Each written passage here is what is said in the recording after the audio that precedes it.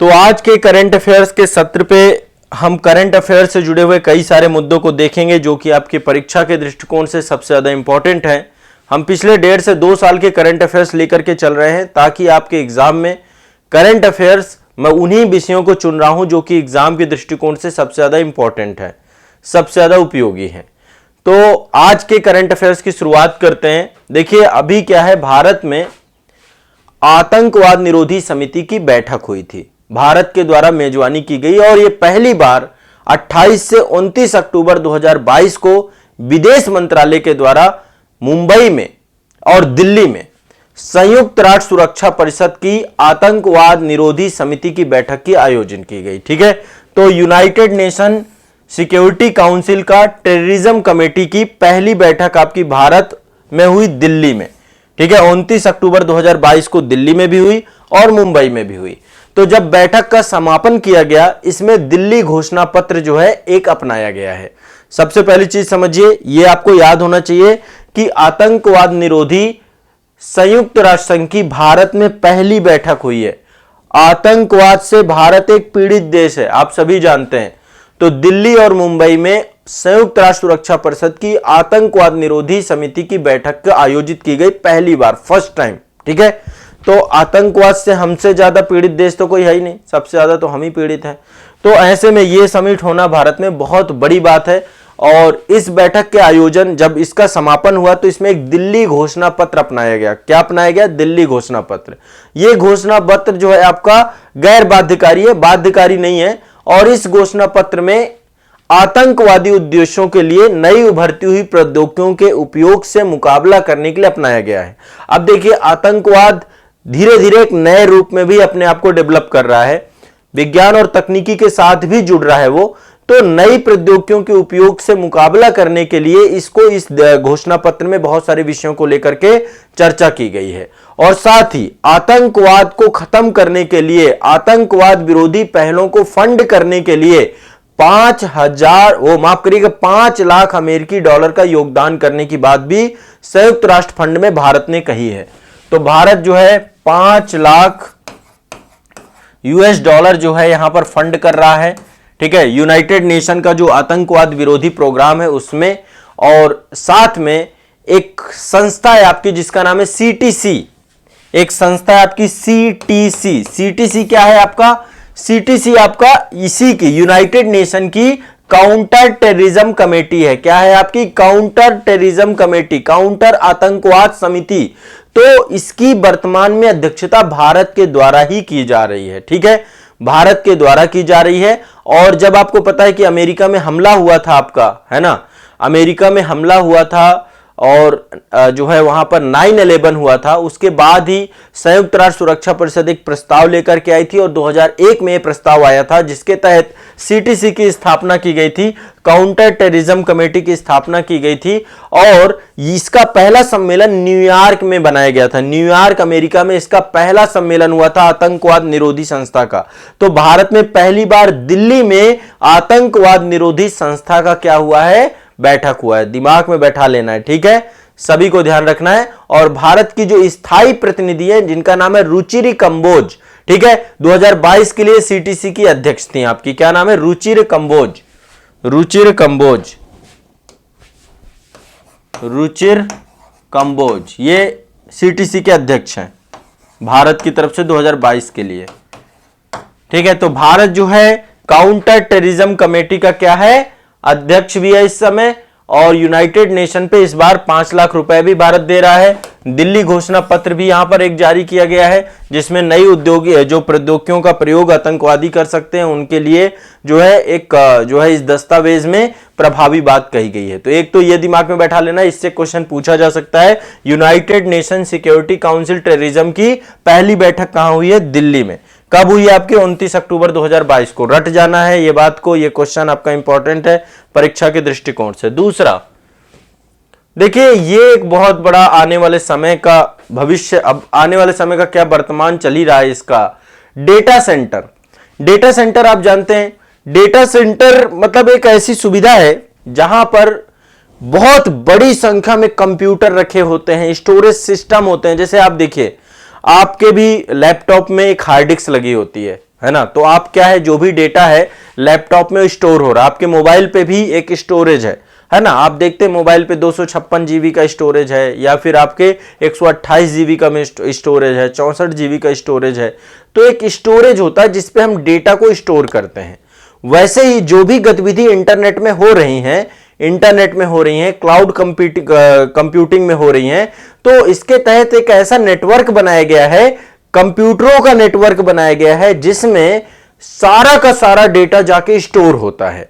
आप जितना भी काम करते हैं सभी डेटा, जैसे अमेजॉन क्लाउड है या फेसबुक है या गूगल है, ये जितनी भी कंपनियां हैं, इन सब में जो भी काम हो रहा है, इनका जितना भी डेटा है वो जाकर कहीं ना कहीं पे तो आपका, तो एक कंप्यूटिंग इंफ्रास्ट्रक्चर को डेटा कहते हैं, डेटा सेंटर कहते हैं। देखिए एक बार ये आप देख पा रहे हैं, ये देखिए बड़ी बड़ी हार्ड डिस्क लगी हुई हैं, टेराबाइट्स की हैं ये सारी, है ना। और इस तरीके के डेटा सेंटर होते हैं। तो डेटा सेंटर को लेकर के इस बार जो एक बड़ा व्यवसाय के तौर पे डेटा सेंटर आपका उभर रहा है इस समय। तो भारत भी अब डेटा सेंटर भारत में भी डेवलप हो रहे हैं। तो नवंबर 2022 में एक संस्था है जिसका नाम है नाइट फ्रैंक, ठीक है, एक संस्था है नाइट फ्रैंक,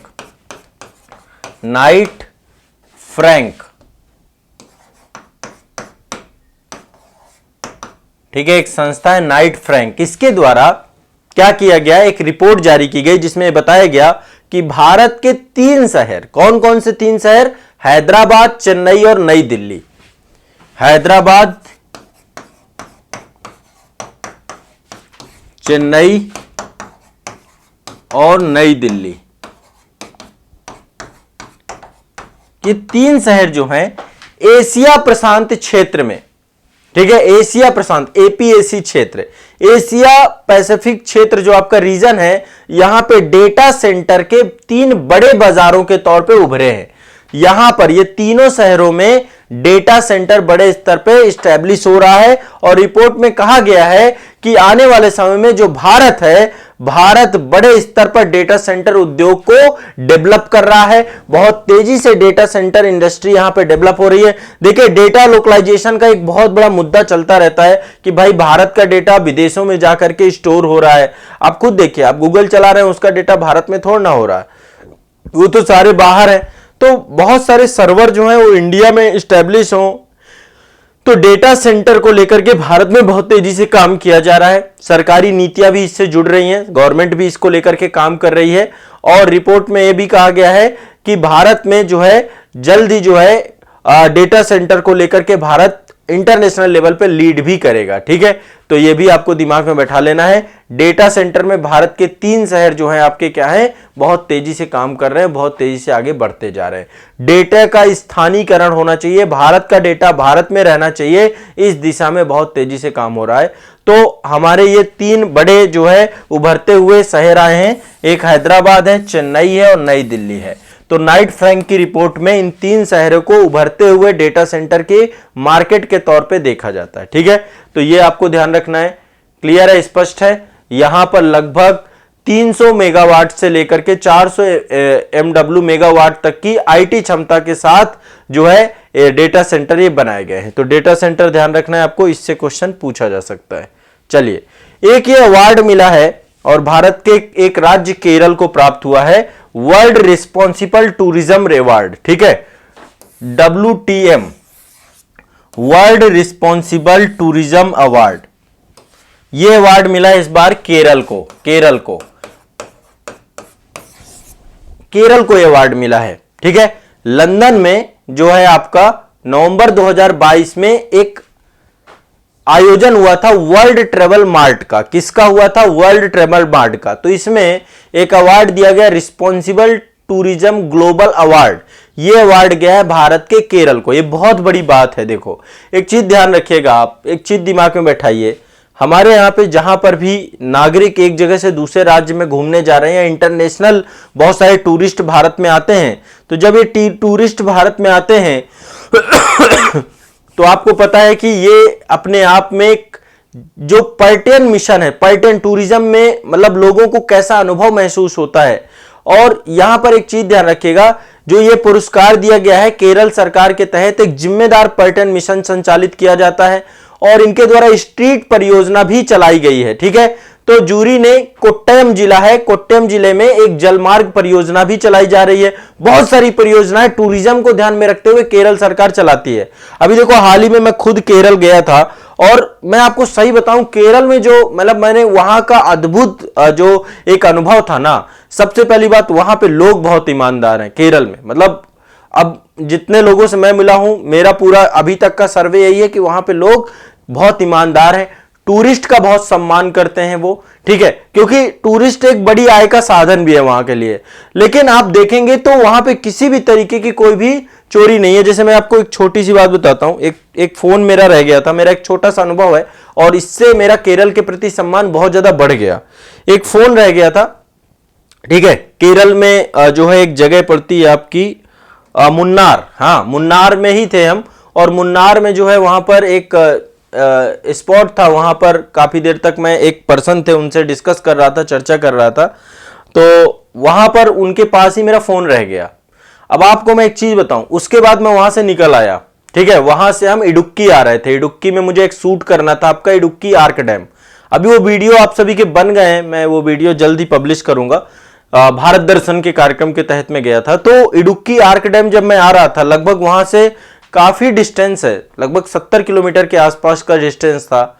तो अब देखो मुझे अभी तक दिमाग में, जहन में नहीं था कि ये फोन जो है मेरा छूट गया, कुछ भी हो गया है, बट वहां पर उस पर्सन के द्वारा वहां से गाड़ी लेकर के वो सिर्फ फोन देने आया था, सिर्फ फोन देने। आप सोचिए एक नेक्स्ट लेवल बात है हमारे लिए कि भाई ऐसे कैसे हो सकता है। यहां पे तो लोग नजर घुमाते ही फोन पार कर देते हैं। आप दिल्ली में कई बार कश्मीरी गेट मेट्रो स्टेशन से निकलिए, राजीव चौक मेट्रो स्टेशन से निकलिए, वहां पे लोग खड़े इसीलिए होते हैं, बहुत सारे लोग जो फोन चोरी करते हैं, फोन छीनते हैं। दिल्ली वगैरह में या गाजियाबाद में तो कई बार कान में फोन लगा के आप बात करते करते जा रहे हैं, नोएडा में भी कि पता चला कोई आपके कान से, अब तो घटनाएं कम होने लगी, लेकिन पहले कितनी बुरी स्थिति होती थी। वहां पे मतलब एक एक्सट्रीम लेवल पे जो सपोर्ट टूरिज्म को मिलता है, वही एक कारण है। और गवर्नमेंट के द्वारा बहुत सारे रिस्पॉन्सिबल टूरिज्म मिशन चलाया जा रहा है, स्ट्रीट परियोजनाएं चलाई जा रही हैं, तो जल संरक्षण के लिए बहुत सारे काम किए जा रहे हैं, जल सुरक्षा को लेकर बहुत सारे काम किए जा रहे हैं।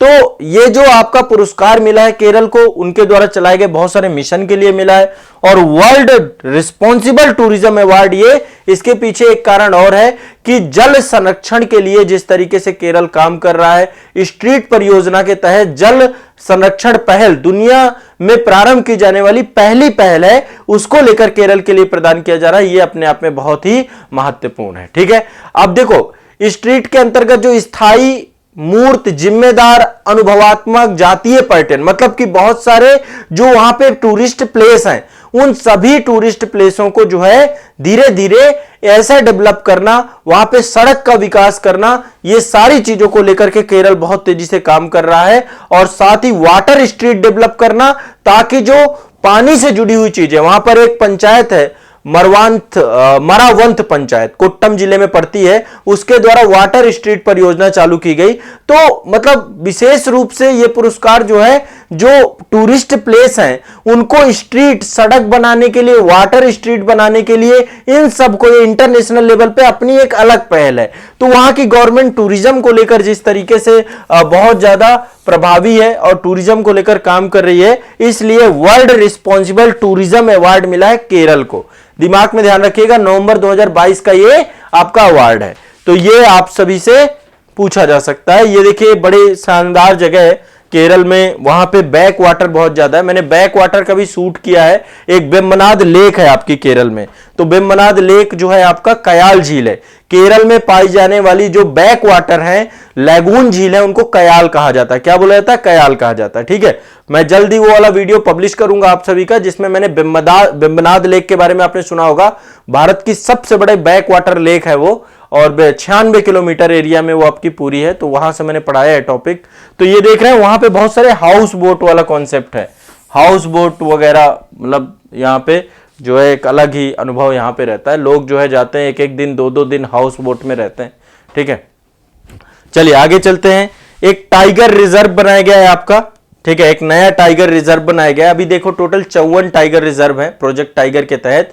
तो मध्य प्रदेश वन्य जीव बोर्ड के द्वारा अक्टूबर 2022 में पन्ना टाइगर रिजर्व के बाघों के लिए दुर्गावती टाइगर रिजर्व नामक एक नए बाघ अभयारण्य की स्थापना की है। ठीक है, कौन सा नाम लिख लीजिएगा, दुर्गावती बाघ अभयारण्य, दुर्गावती टाइगर रिजर्व।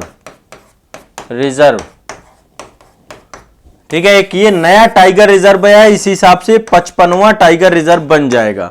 क्या बन जाएगा, 55वां टाइगर रिजर्व। तो एक नया टाइगर रिजर्व बनाया गया है। आप सभी को देखो टाइगर रिजर्व के बारे में थोड़ा सा आपको बता देता हूं। इससे पहले देखो 2021 तक 53 टाइगर रिजर्व थे। 2022 में सरकार के द्वारा उत्तर प्रदेश में एक टाइगर रिजर्व बनाया गया था जिसका नाम था रानीपुर वन्यजीव अभयारण्य। रानीपुर वाइल्ड लाइफ सेंचुरी को टाइगर रिजर्व के तहत जोड़ा गया था, तो 54 हो गए थे।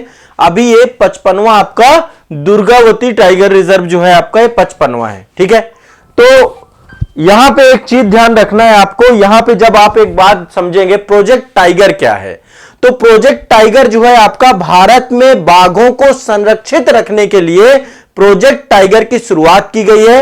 प्रोजेक्ट टाइगर आपका जो चालू किया गया था अप्रैल 1973 को चालू किया गया था। कब चालू किया गया है आपका, अप्रैल 1973 को प्रारंभ किया गया है। कब स्टार्ट किया गया है, अप्रैल। ठीक है, ये आपको दिमाग में बैठा के चलना है, ये आपका स्टार्ट किया गया है इस अवधि में। ठीक है, तो ये आपको दिमाग में बैठा लेना है, अप्रैल 1973 को चालू किया गया है प्रोजेक्ट टाइगर। कब शुरू किया गया है प्रोजेक्ट टाइगर, अप्रैल 1973 को प्रोजेक्ट टाइगर आपको चालू किया। बाघों के संरक्षण के लिए प्रधानमंत्री इंदिरा गांधी जी के प्रधानमंत्री काल में स्टार्ट किया गया था प्रोजेक्ट टाइगर। और Jim Corbett national park Bharat का पहला प्रोजेक्ट टाइगर जो है नेशनल पार्क बना था। यहां पे बाघों के संरक्षण, जैसे अभी प्रोजेक्ट चीता चलाया गया ना, आपको पता है कि नामीबिया से, दक्षिणी अफ्रीका से चीता लाए गए, उसी तरीके से भारत में टाइगर्स की संख्या जो है वो बनी रहे, इनकी संख्या लगातार बढ़ती रहे। उसी में जिम कॉर्बेट नेशनल पार्क से प्रोजेक्ट टाइगर 1973 में चालू किया गया था। तो उसके तहत टोटल अभी 55 टाइगर रिजर्व है, जहां पर टाइगर को प्राकृतिक आवास क्षेत्र जो उसका है उसमें उसको संरक्षित करना और वहां पर उसको जो है एक उस तरीके का एनवायरनमेंट देना जिन एनवायरनमेंट के लिए वो डेवलप हो चुका होगा। ठीक है, तो ये आपको ध्यान रखना है। टाइगर रिजर्व जो है टाइगर्स के संरक्षण को लेकर के अभी 55वां टाइगर रिजर्व आपका घोषित किया गया है मध्य प्रदेश में। ठीक है, मध्य प्रदेश में दुर्गावती टाइगर रिजर्व। सभी लोगों को यह याद कर लेना है, रट लेना है, इससे क्वेश्चन पूछा जा सकता है। ठीक है, और देखो अब इसको लेकर के राष्ट्रीय उद्यान और बायोस्फीयर रिजर्व वाला जो टॉपिक है वो आप लोगों का एनवायरनमेंट वाली क्लास में आप लोग पढ़ोगे। ठीक है, तो वहां पर जो है चीजें बताई गई हैं आपकी। अब देखो यहां पे क्या हो रहा है, पन्ना टाइगर रिजर्व में वहां से केन नदी होकर के जाती है। ठीक है, दुर्गावती टाइगर रिजर्व है ना, इसकी स्थापना ठीक है मध्य प्रदेश में की गई है। तो दुर्गावती टाइगर रिजर्व में नया टाइगर रिजर्व बनाया गया है जिसमें नरसिंहपुर, दमोह, सागर जिलों में फैला हुआ है। मध्य प्रदेश वन्य जीव बोर्ड ने पन्ना टाइगर रिजर्व में एक नया टाइगर रिजर्व बनाने की मंजूरी दी है। अब देखो यहां पे हो क्या रहा है, जो ये पन्ना टाइगर रिजर्व है यहां पे क्या बन रहा है, केन बेतवा दो नदियों को आपस में जोड़ा जा रहा है। केन नदी और बेतवा नदी को आपस में जोड़ा जा रहा है। केन बेतवा लिंक परियोजना चल रही है जिसके कारण से टाइगर रिजर्व का 1/4 हिस्सा क्या हो जाएगा, आपका डूब जाएगा, जलमग्न हो जाएगा जब आपका ये बनेगा। तो ऐसे में जो है ये नया टाइगर रिजर्व आपका डेवलप करने की बात की गई है। ठीक है, तो एक ये ध्यान रखिएगा, इसके तहत दुर्गावती को जोड़ने वाला एक ग्रीन कॉरिडोर भी बनाया जाएगा ताकि बाघों को नए रिजर्व में प्राकृतिक आवाजाही हो सके। मतलब कि पन्ना टाइगर रिजर्व से दुर्गावती टाइगर रिजर्व के बीच में एक ग्रीन कॉरिडोर डेवलप किया जाएगा ताकि बाघ यहां तक पहुंच सके। तो यह दिमाग में बैठा लेना है। ठीक है, और केन बेतवा लिंक परियोजना पन्ना में वन्य जीव प्रबंधन योजना का एक हिस्सा है। यहां पे देखिए केन बेतवा लिंक है, दो नदियां हैं, आपको पता है एक नदी है बेतवा नदी है, यमुना की सहायक है दोनों नदियां। ये आपकी बेतवा नदी है और यहां पे देखें केन नदी है। इन दोनों को आपस में इंटरलिंक किया जा रहा है, जोड़ा जा रहा है। और ये पूरा जो रीजन आप देख पा रहे हैं, पूरा रीजन जितना भी है ये पन्ना टाइगर रिजर्व वाला क्षेत्र है। इधर उत्तर प्रदेश है, इधर मध्य प्रदेश है। ठीक है, तो आपने मेरा एक भारत दर्शन का वीडियो देखा होगा पन्ना टाइगर रिजर्व से, वहां से मैंने केन नदी वगैरह और थोड़ा बहुत डिस्कस किया था इसको। पन्ना टाइगर रिजर्व से मैंने एक शूट किया है। तो वहां पे आपका जो है इस परियोजना के कारण से बहुत सारा क्षेत्र जो है आपका जलमग्न हो जाएगा। इस कारण से ये पूरा का पूरा डेवलप किया जा रहा है। लेकिन देखो इससे क्या होगा, जो बुंदेलखंड क्षेत्र है ये कहां पड़ता है, बुंदेलखंड रीजन में। बुंदेलखंड रीजन की जो जल की समस्या है, जल संकट और पेयजल की समस्या है, उस समस्या का समाधान हो जाएगा। क्या हो जाएगा, उस समस्या का समाधान किया जाएगा। तो उस समस्या के समाधान के तौर पे आप इसको देख सकते हैं, ठीक है, उस समस्या के समाधान के तौर पे देखा जा सकता है। साथ ही इसमें 103 मेगावाट की जल विद्युत क्षमता भी है और यह परियोजना सूखा प्रभावित बुंदेलखंड क्षेत्र को लाभकारी होगी, ठीक है। 8 साल में यह परियोजना के पूरा होने की उम्मीद है कि यह योजना पूरी हो जाएगी, तो यह आपको ध्यान में रखना है। लेकिन देखो इस परियोजना से निश्चित तौर पे जो जैव विविधता है, बायोडायवर्सिटी है, पन्ना टाइगर रिजर्व में विभिन्न प्रजातियों के घर हैं, उन सभी के लिए प्रभाव डाल सकता है और जो है ये भी दिमाग में बैठा के रखना है, ठीक है। चलिए अगला चलते हैं नेक्स्ट। ये पंजाब से एक खबर है और पंजाब के एक जगह है पंजाब में संगरूरू।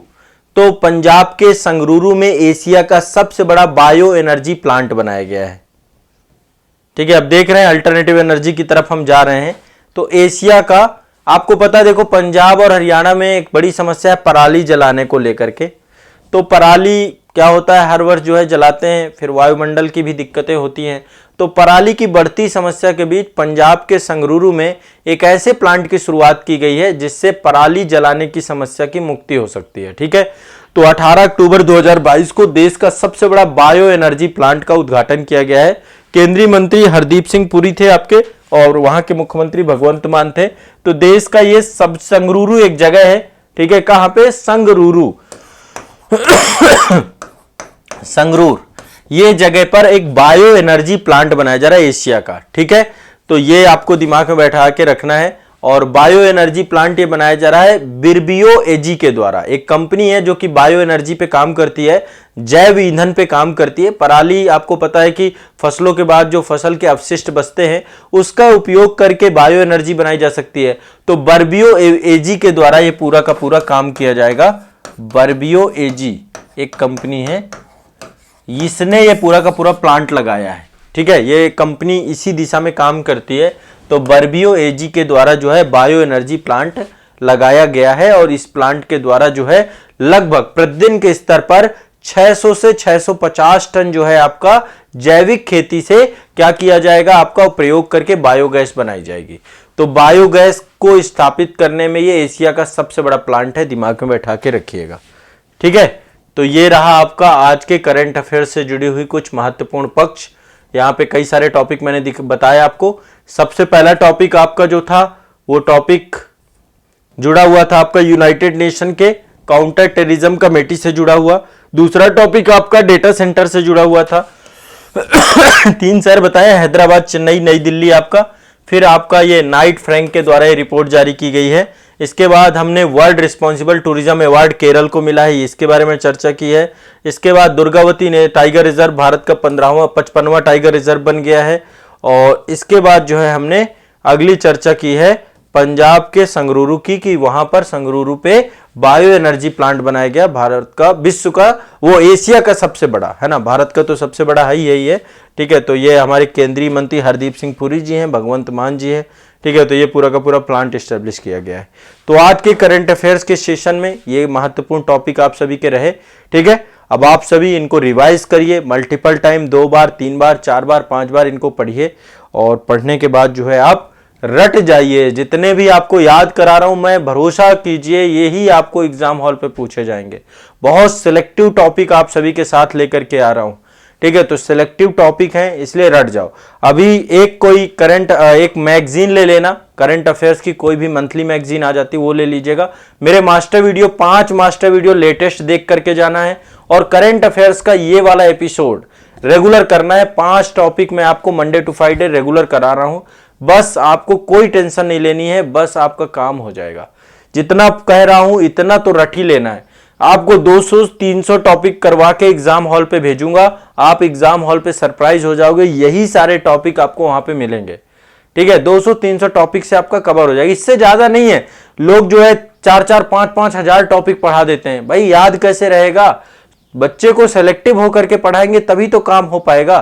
तो इसलिए बहुत सेलेक्टिव होकर के मैं आपको कंटेंट अवेलेबल करा रहा हूं। ये बहुत एक्सेस जानकारी नहीं, जितना आपको याद रहे बस इतना पर्याप्त है। तो आज के लिए इतना ही रखेंगे। बाकी आप लोग की कोई भी समस्या दुविधा होती है तो चैट सेक्शन में जरूर बताया करिए। एक बार फीडबैक दिया करिए कि ये कार्यक्रम कैसा लग रहा है, कैसे आपको मदद कर पा रहा हूं मैं। ठीक है, एक बार मुझे जरूर फीडबैक दिया करिए। कुछ सुधार हुआ करें, कुछ सुझाव हुआ करें, या एक जो है आपको सारी चीजें बेहतर लग रही हैं, सकारात्मक फीडबैक है, वो जरूर आप लोगों से अपेक्षित है ना। चलिए।